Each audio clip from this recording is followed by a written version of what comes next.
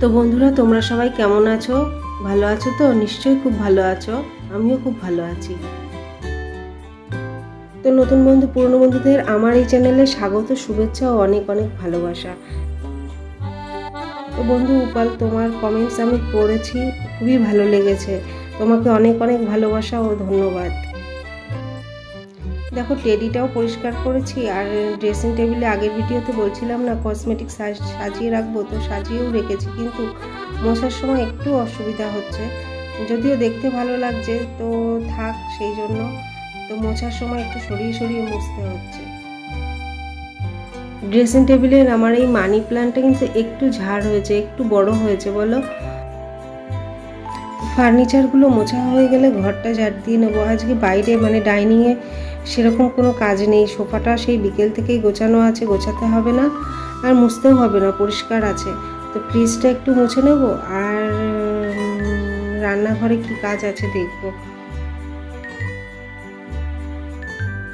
রান্নাঘরে কাজ না থাকলে রুটি করতে হবে আর ডিম করতে হবে রাতের খাবার। তো আলমারি তো মোছা হয়ে যাচ্ছে, আলমারি মোছা হয়ে গেলে আলনা, শোকেস এই দুটো মোছা বাকি আছে।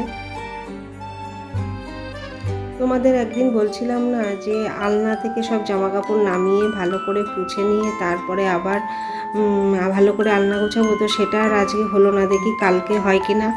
আর আয়রন করাও বাকি রয়েছে, আয়রনটাও কালকে করতে হবে। এদিকে দেখো, শোকেসটা আবার এলোমেলো হয়ে গেছে, নিচের তাকে জামা কাপড়গুলো সব অগোছালো হয়ে গেছে, এগুলোও নামিয়ে বের করে আবার মুছে নিয়ে আবার গোছাতে হবে। তো রান্নাঘর ক্লিন হয়ে গেছে, আর বাকি আছে ঝুলঝাড়াও হয়ে গেছে। তো পর্দাগুলো কাচতে হবে, আর বিছনা চাদর তো কাচি 2 দিন 3 দিন পর পর।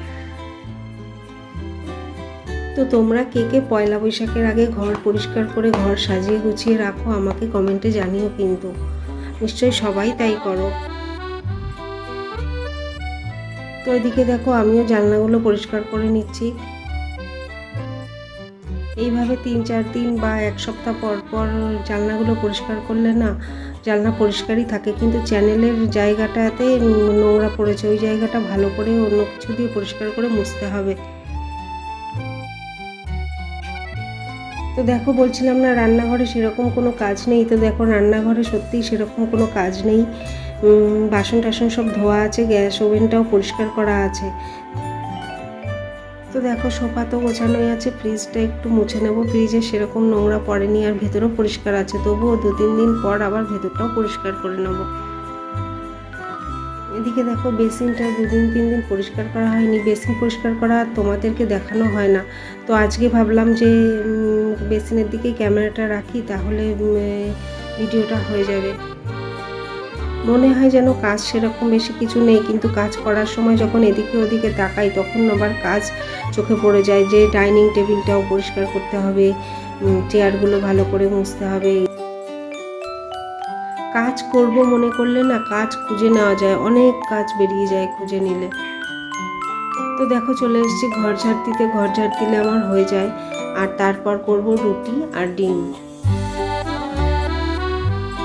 ডাল তরকারি তো আছে, তবুও ডিমটা করবো, আজকে দুপুরে নিরামিষ হয়েছিল, সেই জন্য ভাবলাম রাতে একটু ডিম করতে হবে, না হলে ভালো লাগবে না, ওরা খেতে চায় না নিরামিষ একদম, সেই জন্য রাত্রে ডিম করবো ভেবেছি।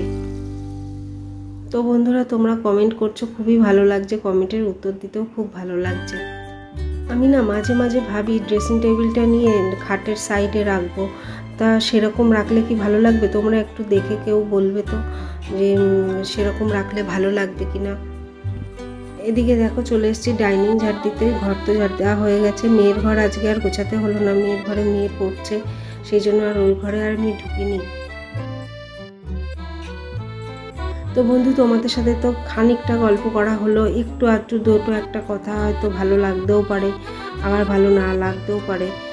তো তোমাদের যদি ভালো লেগে থাকে তাহলেও তোমরা কমেন্ট করো, আর যদি ভালো না লাগে তাহলেও তোমরা কমেন্ট করে আমাকে জানিও। তোমরা কমেন্ট করেছো দেখলে মনটা এত বড় হয়ে যায়। তো চলো, ঘর তো ঝাড় দেওয়া হয়ে গেল, এবার যাই রান্নাঘরে। রান্নাঘরে দেখি ডিমটা আগে বসিয়ে দেবো সেদ্ধ, তারপর ডিম বসিয়ে দিয়ে আটা মেখে নেব। তো দেখো এদিকে ডিম বসিয়ে দিয়েছি, ডিম বসিয়ে দিয়ে আটাটা মেখে নেব। আটা মাখাটা আর তোমাদের সাথে শেয়ার করলাম না। তো নতুন বন্ধু পুরনো বন্ধু তোমাদের যদি ভিডিওটি ভালো লেগে থাকে তাহলে অবশ্যই লাইক কমেন্ট শেয়ার ও সাবস্ক্রাইব করো, তাহলে আমার ভিডিওটি পৌঁছে যাবে সবার আগে তোমার কাছে। তো আজকের জন্য টাটা।